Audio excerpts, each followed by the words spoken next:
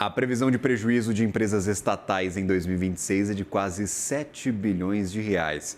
Isso pode impactar os gastos do governo em ano eleitoral. Quem traz informações para a gente é Flávia Said, repórter da Broadcast em Brasília.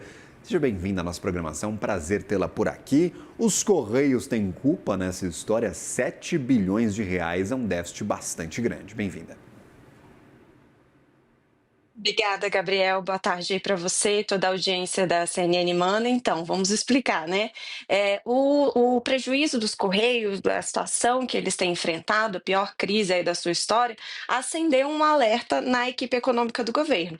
A gente sabe que a diretoria da estatal está trabalhando num plano de recuperação, mas a previsão é de que o rombo continue ao longo de todo o ano de 2026. Com isso, integrantes da equipe econômica que foram ouvidos, né, por mim e pelos colegas Cícero Cotrim e Matheus Maia, avaliam que, se a meta das estatais for mantida em 2026, isso deve limitar o espaço para os gastos do governo em pleno ano eleitoral. A previsão de prejuízo das estatais no ano que vem é de cerca de 6,7 bilhões de reais.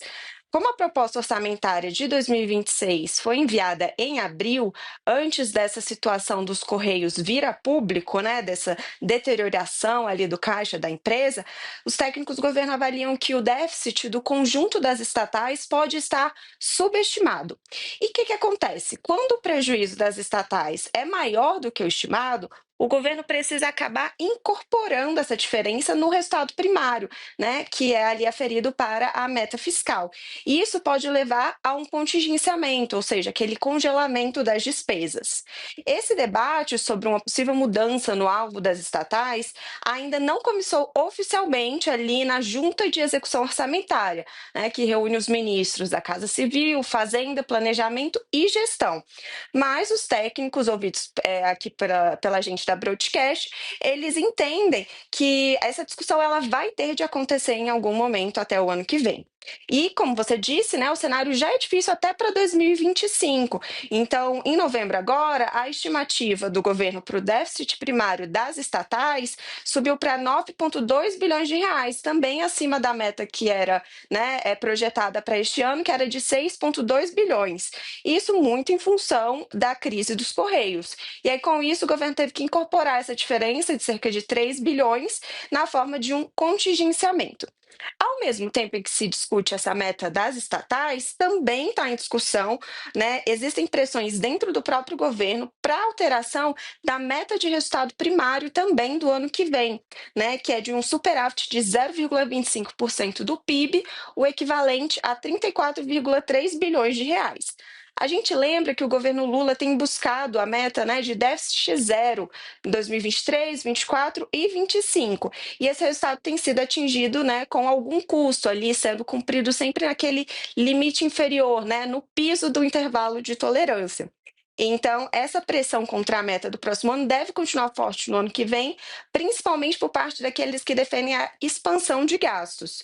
Mas a avaliação é de que, enquanto Fernando Haddad permanecer no comando do Ministério da Fazenda, são pequenas as chances de alteração da meta fiscal do ano que vem. Além disso, há quem avalie que o chefe da equipe econômica deve fazer uma espécie de freio de arrumação antes de possivelmente deixar o comando do Ministério, né, possivelmente em abril ou até abril, para uma eventual disputa nas eleições de 2026. E aí, mesmo que ele seja substituído por algum nome que detém menos influência junto ao presidente da República, a correlação de forças da esplanada pode favorecer essa manutenção da meta, né? Já que alguns ministros ali da ala política, que são mais favoráveis à mudança da meta, né, com o aumento dos gastos, exemplo do ministro da Casa Civil, Rui Costa, eles também devem deixar ali as suas pastas, né, no ano que vem também para disputar as eleições. Então, pode ser que o alvo seja mantido, mesmo sem o Haddad na Fazenda. E aí, na eventualidade de mudança da meta de 2026, né, pode ser que o superávit seja reduzido ou que o governo volte a mirar um déficit zero, né, como vem sido feito nos últimos anos.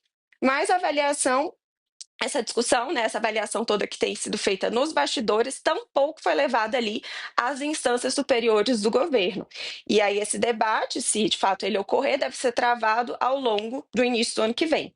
E aí a gente vai seguir acompanhando aqui, então, a persecução das metas fiscais para este ano e para o próximo, e a gente repassa tudo para vocês. De volta a você, Gabriel.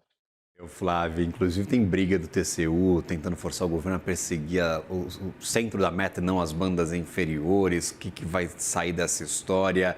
Será que o governo vai conseguir mudar a cabeça do Tribunal de Contas? Será que vai conseguir continuar perseguindo as bandas inferiores, contingenciar só o limite para ficar ali dentro das regras do arcabouço fiscal? São muitas as perguntas para o fiscal do ano que vem. A gente vai tentar respondê-las, claro, com a ajuda de vocês sempre. Bom trabalho e um bom dezembro a você e toda a equipe. Obrigada, igualmente. Valeu, até a próxima.